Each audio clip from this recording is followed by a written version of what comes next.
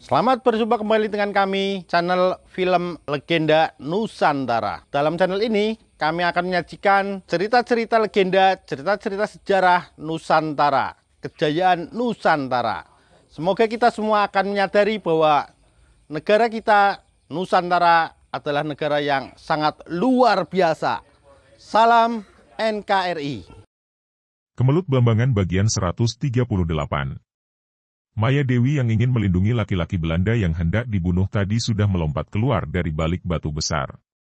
Sementara itu, dua orang prajurit yang berada di perahu kecil, melihat peristiwa itu terkejut dan marah sekali. Mereka tidak membawa senjata api, akan tetapi di pinggang mereka tergantung pedang. Mereka cepat keluar dari perahu, mencabut pedang dan lari menghampiri perwira yang masih kesakitan itu. Perwira itu memberi perintah dalam bahasa Belanda dan dua orang serdadu itu lalu lari menghampiri Maya Dewi dan langsung saja menyerang dengan pedang mereka. Tawanan yang berdoa tadi berteriak-teriak. Agaknya melarang, namun dua orang serdadu itu tidak peduli dan sudah menyerang kalang kabut, pedang mereka nyambar ke arah tubuh Maya Dewi. Akan tetapi Maya Dewi yang memang merasa tidak suka kepada bangsa Belanda karena ia tahu benar betapa liciknya Kompeni Belanda mengadu domba bangsa pribumi dan berambisi besar untuk menguasai seluruh Nusa, menyambut dengan gerakan cepat.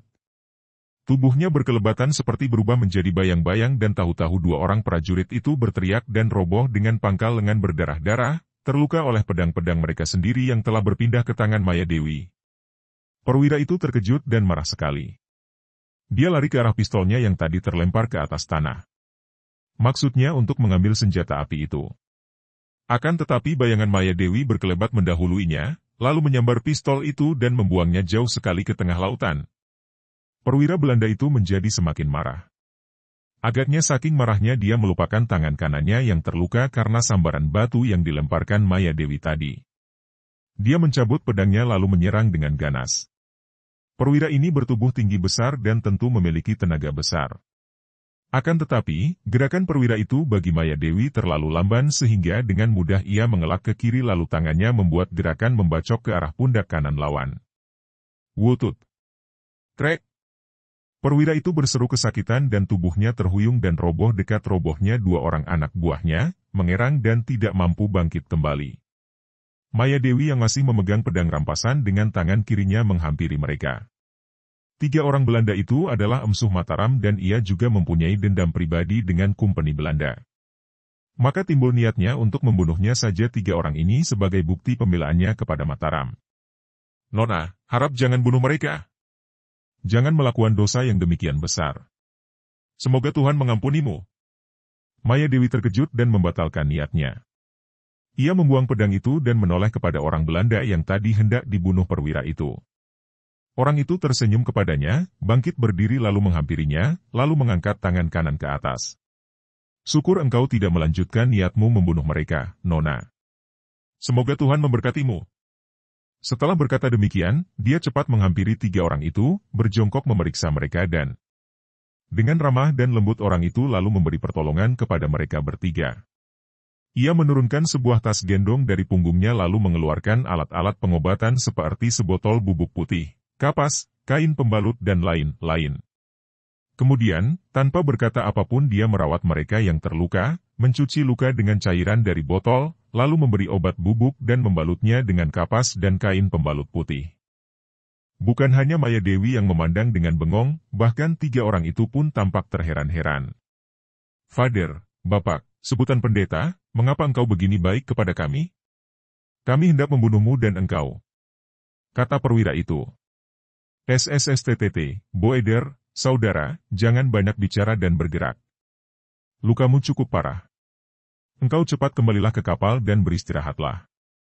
Kata laki-laki itu dengan senyum ramah.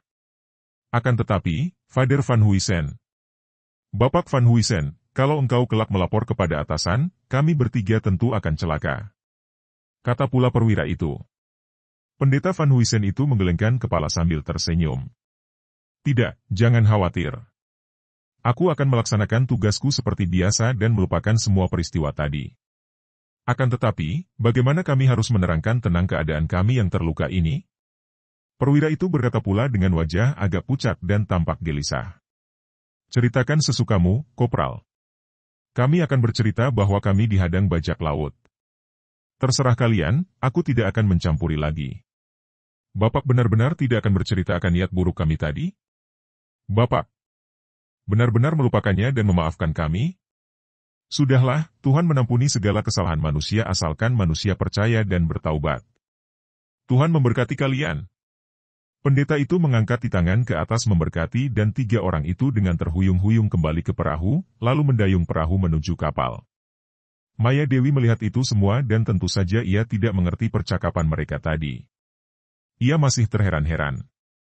Bagaimana mungkin orang yang tadi nyaris dibunuh dengan kejam, sekarang malah berbalik merawat pembunuh itu dengan sikap demikian lembut penuh kasih sayang?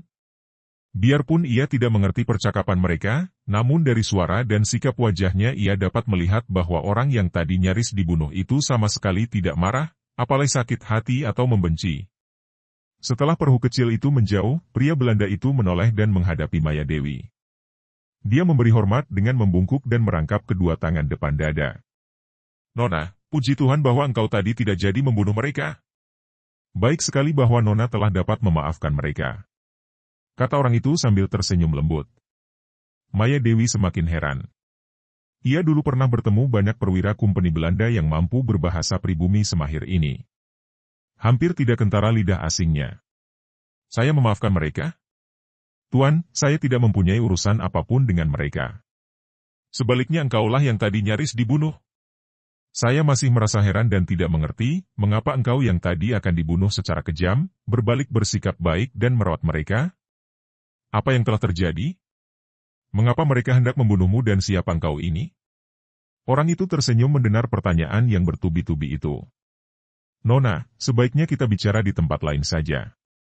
Kalau mereka datang bersama banyak kawan mereka dan mendapatkan Nona masih berada di sini, akan berbahaya sekali bagimu.